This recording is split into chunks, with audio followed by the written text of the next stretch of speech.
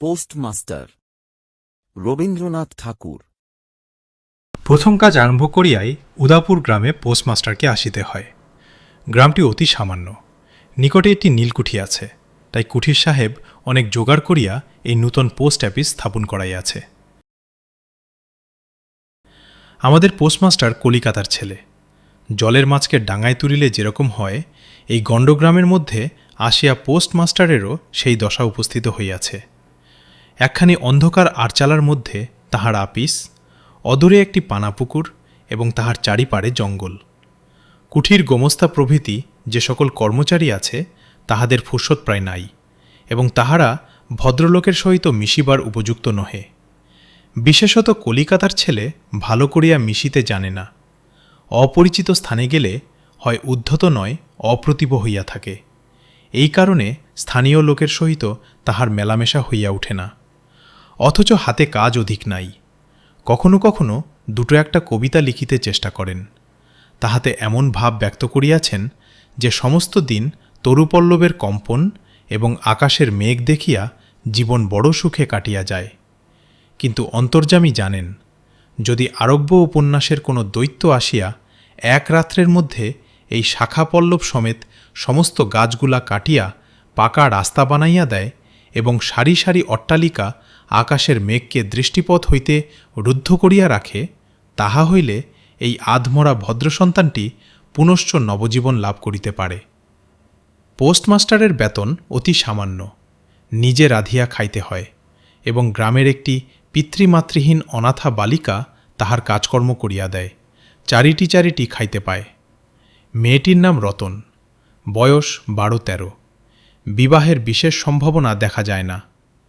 সন্ধ্যার সময় যখন গ্রামের গোয়ালঘর হইতে ধূম কুণ্ডলায়িত হইয়া উঠিত, ঝোপে ঝোপে ঝিল্লি ডাকিত, দূরে গ্রামের নেশাখোর বাউলের দল খোল করতাল বাজাইয়া উচ্চৈস্বরে গান জুড়িয়া দিত, যখন অন্ধকার দাওয়ায় একলা বসিয়া গাছের কম্পন দেখিলে কবির হৃদয়েও ঈষৎ হৃৎকম্প উপস্থিত হইত, তখন ঘরের কোণে একটি ক্ষীণ শিখা প্রদীপ জ্বালিয়া পোস্টমাস্টার ডাকিতেন, রতন। রতন দ্বারে বসিয়া এই ডাকের জন্য অপেক্ষা করিয়া থাকিত, কিন্তু এক ডাকেই ঘরে আসিত না। বলিত, কি গা বাবু, কেন ডাকছ? পোস্টমাস্টার, তুই কি করছিস? রতন, এখনই চুলো ধারাতে যেতে হবে হেসেলের। পোস্টমাস্টার, তোর হেসেলের কাজ পরে হবে, এখন একবার তামাকটা সেজে দে তো। অনতিবিলম্বে দুটি গাল ফুলাইয়া কলিকায় ফুঁ দিতে দিতে রতনের প্রবেশ। হাত হইতে কলিকাটা লইয়া পোস্টমাস্টার ফস করিয়া জিজ্ঞাসা করেন, আচ্ছা রতন, তোর মাকে মনে পড়ে? সে অনেক কথা, কতক মনে পড়ে, কতক মনে পড়ে না। মায়ের চেয়ে বাপ তাহাকে বেশি ভালোবাসিত। বাপকে অল্প অল্প মনে আছে। পরিশ্রম করিয়া বাপ সন্ধ্যাবেলায় ঘরে ফিরিয়া আসিত। তাহারই মধ্যে দৈবাত দুটি একটি সন্ধ্যা তাহার মনে পরিষ্কার ছবির মতো অঙ্কিত আছে। এই কথা হইতে হইতে ক্রমে রতন পোস্টমাস্টারের পায়ের কাছে মাটির উপর বসিয়া পড়িত। মনে পড়িত তাহার একটি ছোট ভাই ছিল। বহু পূর্বেকার বর্ষার দিনে একদিন একটা ডোবার ধারে দুইজনে মিলিয়া গাছের ভাঙা ডালকে ছিপ করিয়া মিছামিছি মাছ ধরা খেলা করিয়াছিল। অনেক গুরুতর ঘটনার চেয়ে সেই কথাটাই তাহার মনে বেশি উদয় হইত। এইরূপ কথা প্রসঙ্গে মাঝে মাঝে বেশি রাত হইয়া যাইত। তখন আলস্যক্রমে পোস্টমাস্টারের আর রাঁধিতে ইচ্ছা করিত না। সকালের বাসি ব্যঞ্জন থাকিত, এবং রতন তাড়াতাড়ি উনুন ধরাইয়া খান কয়েক রুটি সেঁকিয়া আনিত। তাহাতেই উভয়ের রাত্রের আহার চলিয়া যাইত। এক একদিন সন্ধ্যাবেলায় সেই বৃহৎ আটচালার কোণে আপিসের কাঠের চৌকির উপর বসিয়া পোস্টমাস্টারও নিজের ঘরের কথা পাড়িতেন, ছোট ভাই, মা এবং দিদির কথা। প্রবাসে একলা ঘরে বসিয়া যাহাদের জন্য হৃদয় ব্যথিত হইয়া উঠিত তাহাদের কথা, যে সকল কথা সর্বদাই মনে উদয় হয়, অথচ নীলকুঠির গোমস্তাদের কাছে যাহা কোনো মতেই উত্থাপন করা যায় না, সেই কথা একটি অশিক্ষাতা ক্ষুদ্র বালিকাকে বলিয়া যাইতেন কিছুমাত্র অসঙ্গত মনে হইত না। অবশেষে এমন হইল, বালিকা কথোপকথনকালে তাহার ঘরের লোকদিগকে মা, দিদি, দাদা বলিয়া চিরপরিচিতের ন্যায় উল্লেখ করিত। এমনকি তাহার ক্ষুদ্র হৃদয়পটে বালিকা তাহাদের কাল্পনিক মূর্তিও চিত্রিত করিয়া লইয়াছিল। একদিন বর্ষাকালে মেঘমুক্ত দ্বীপ্রহরে ঈষাত্তপ্ত সুকোমল বাতাস দিতেছিল। রৌদ্রে ভিজা ঘাস এবং গাছপালা হইতে এক প্রকার গন্ধ উত্থিত হইতেছিল। মনে হইতেছিল যেন ক্লান্ত ধরণীর উষ্ণ নিঃশ্বাস গায়ের উপরে আসিয়া লাগিতেছে, এবং কোথাকার এক নাছুরবান্দা পাখি তাহার একটা একটানা সুরের নালিশ সমস্ত দুপুরবেলা প্রকৃতির দরবারে অত্যন্ত করুণ স্বরে বারবার আবৃত্তি করিতেছিল। পোস্টমাস্টারের হাতে কাজ ছিল না। সেদিনকার বৃষ্টিধৌত মসৃণ চিক্কন তরুপল্লবের হিল্লোল এবং পরাভূত বর্ষার ভগ্নাবশিষ্ট রৌদ্রশুভ্র স্তূপাকার মেঘস্তর বাস্তবিকই বিষয় ছিল। পোস্টমাস্টার তাহা দেখিতেছিলেন এবং ভাবিতেছিলেন, এই সময় কাছে একটি কেহ নিতান্ত আপনার লোক থাকিত, হৃদয়ের সহিত একান্ত সংলগ্ন একটি স্নেহপুত্তলী মানবমূর্তি। ক্রমে মনে হইতে লাগিল সেই পাখি ওই কথাই বারবার বলিতেছে, এবং এই জনহীন তরুচ্ছায়া নিমগ্ন মধ্যাহ্নের পল্লব মর্মরের অর্থ কতকটা ঐরূপ। কেহ বিশ্বাস করে না এবং জানিতেও পায় না, কিন্তু ছোট পল্লীর সামান্য বেতনের সাব পোস্টমাস্টারের মনে গভীর নিস্তব্ধ মধ্যাহ্নে দীর্ঘ ছুটির দিনে এইরূপ একটা ভাবের উদয় হইয়া থাকে। পোস্টমাস্টার একটা দীর্ঘ নিঃশ্বাস ফেলিয়া ডাকিলেন, রতন।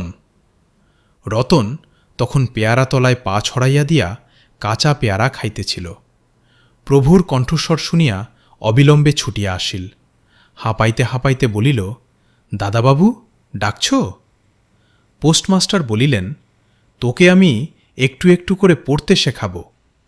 বলিয়া সমস্ত দুপুরবেলা তাহাকে লইয়া স্বরে অ, স্বরে আ করিলেন, এবং এইরূপে অল্পদিনেই যুক্ত অর। শ্রাবণ মাসে বর্ষণের আর অন্ত নাই। খাল বিল নালা জলে ভরিয়া উঠিল। অহনিশি ভেকের ডাক এবং বৃষ্টির শব্দ। গ্রামের রাস্তায় চলাচল প্রায় এক প্রকার বন্ধ। নৌকায় করিয়া হাটে যাইতে হয়। একদিন প্রাতকাল হইতে খুব বাদলা করিয়াছে। পোস্টমাস্টারের ছাত্রীটি অনেকক্ষণ দ্বারের কাছে অপেক্ষা করিয়া বসিয়াছিল, কিন্তু অন্য দিনের মতো যথাসাধ্য নিয়মিত ডাক শুনিতে না পাইয়া আপনি খঙ্গিপুঁথি লইয়া ধীরে ধীরে ঘরের মধ্যে প্রবেশ করিল। দেখিল পোস্টমাস্টার তাহার খাটিয়ার উপর শুইয়া আছেন। বিশ্রাম করিতেছেন মনে করিয়া অতি নিঃশব্দে পুনশ্চ ঘর হইতে বাহিরে যাইবার উপক্রম করিল। সহসা শুনিল, রতন। তাড়াতাড়ি ফিরিয়া গিয়া বলিল, দাদাবাবু, ঘুমোচ্ছিলে? পোস্টমাস্টার কাতস্বরে বলিলেন, শরীরটা ভালো বোধ হচ্ছে না, দেখতো আমার কপালে হাত দিয়ে। এই নিতান্ত নিঃসঙ্গ প্রবাসে ঘনবর্ষায় রোগকাতর শরীরে একটুখানি সেবা পাইতে ইচ্ছা করে। তপ্ত ললাটের উপর শাখা পড়া কোমল হস্তের স্পর্শ মনে পড়ে। এই ঘোর প্রবাসে রোগ যন্ত্রণায় স্নেহময়ী নারীরূপে জনিরূপে জননী ও দিদি পাশে বসিয়া আছেন, এই কথা মনে করিতে ইচ্ছা করে, এবং এ স্থলে প্রবাসীর মনের অভিলাষ ব্যর্থ হইল না। বালিকা রতন আর বালিকা রহিল না। সেই মুহূর্তেই সে জননীর পদ অধিকার করিয়া বসিল। বৈদ্য ডাকিয়া আনিল, যথাসময়ে বটিকা খাওয়াইল, সারারাত্রি শিওরে জাগিয়া রহিল, আপনি পথ্য রাধিয়া দিল এবং শতবার করিয়া জিজ্ঞাসা করিল, হাঁ গো দাদাবাবু, একটুখানি ভালো বোধ হচ্ছে কি? বহুদিন পরে পোস্টমাস্টার ক্ষীণ শরীরে রোগশয্যা ত্যাগ করিয়া উঠিলেন। মনে স্থির করিলেন, আর নয়, এখান হইতে কোনো মতে বদলি হইতে হইবে। স্থানীয় অস্বাস্থ্যের উল্লেখ করিয়া তৎক্ষণাৎ কলিকাতায় কর্তৃপদের নিকট বদলি হইবার জন্য দরখাস্ত করিলেন। রোগসেবা হইতে নিষ্কৃতি পাইয়া রতন দ্বারের বাহিরে আবার তাহার স্বস্থান অধিকার করিল, কিন্তু পূর্ববৎ আর তাহাকে ডাক পড়ে না। মাঝে মাঝে উঁকি মারিয়া দেখে পোস্টমাস্টার অত্যন্ত অন্যমনস্কভাবে চৌকিতে বসিয়া অথবা খাটিয়ায় শুইয়া আছেন। রতন যখন আহ্বান প্রত্যাশা করিয়া বসিয়া আছে, তিনি তখন অধীর চিত্তে তাহার দরখাস্তের উত্তর প্রতীক্ষা করিতেছেন। বালিকাদ্বারের বাহিরে বসিয়া সহস্রবার করিয়া তাহার পুরনো পড়া পড়িল। পাছে যেদিন সহসা ডাক পড়িবে, সেদিন তাহার যুক্তর সমস্ত গোলমাল হইয়া যায়, এই তাহার একটা আশঙ্কা ছিল।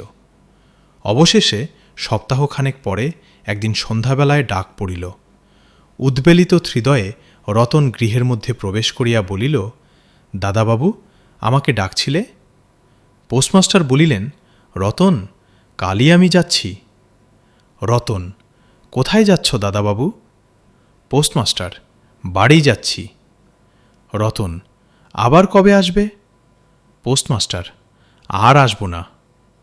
রতন আর কোনো কথা জিজ্ঞাসা করিল না। পোস্টমাস্টার আপনিই তাহাকে বলিলেন তিনি বদলির জন্য দরখাস্ত করিয়াছিলেন। দরখাস্ত নামঞ্জুর হইয়াছে, তাই তিনি কাজে জবাব দিয়া বাড়ি যাইতেছেন।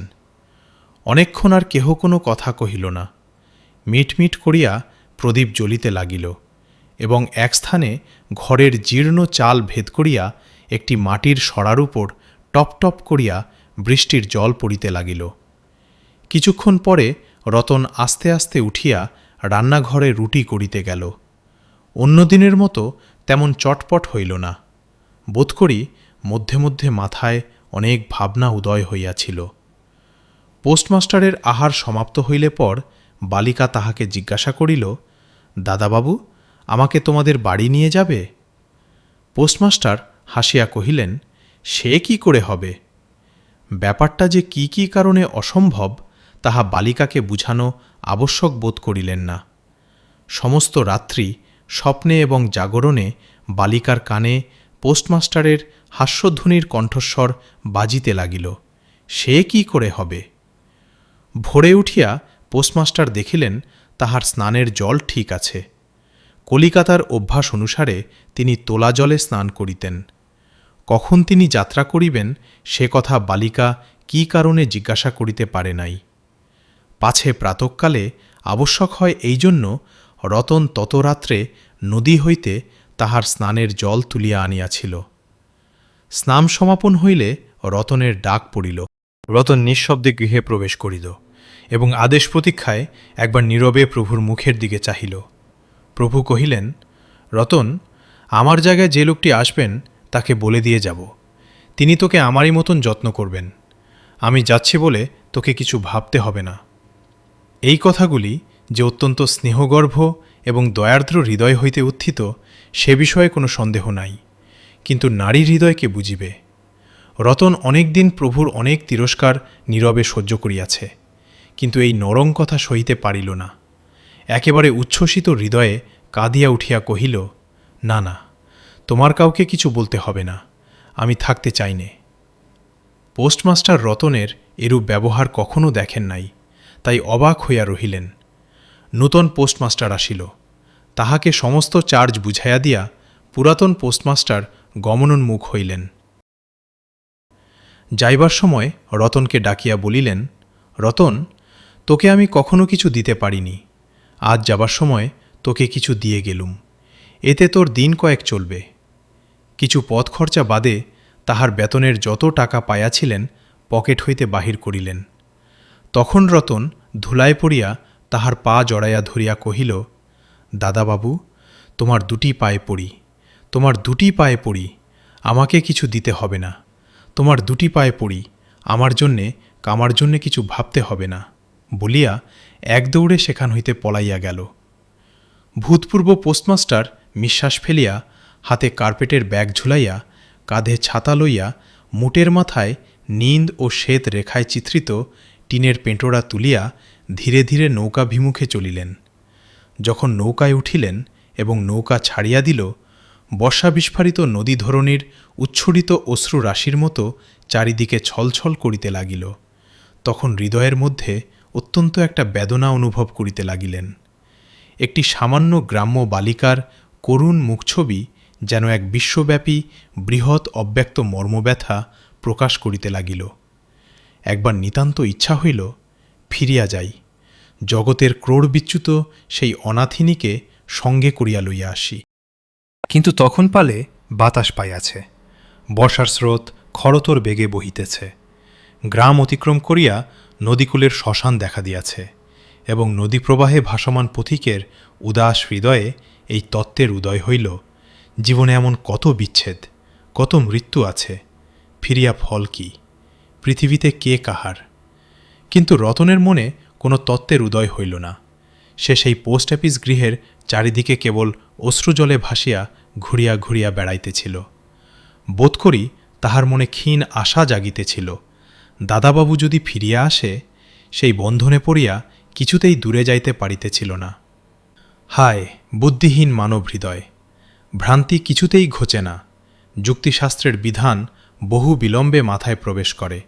প্রবল প্রমাণকেও অবিশ্বাস করিয়া মিথ্যা আশাকে দুই বাহুপাশে বাঁধিয়া বুকের ভিতরে প্রাণপণে জড়াইয়া ধরা যায়। অবশেষে একদিন সমস্ত নাড়ি কাটিয়া হৃদয়ের রক্ত শুষিয়া সে পলায়ন করে। তখন চেতনা হয় এবং দ্বিতীয় ভ্রান্তিপাশে পড়িবার জন্য চিত্ত ব্যাকুল হইয়া ওঠে।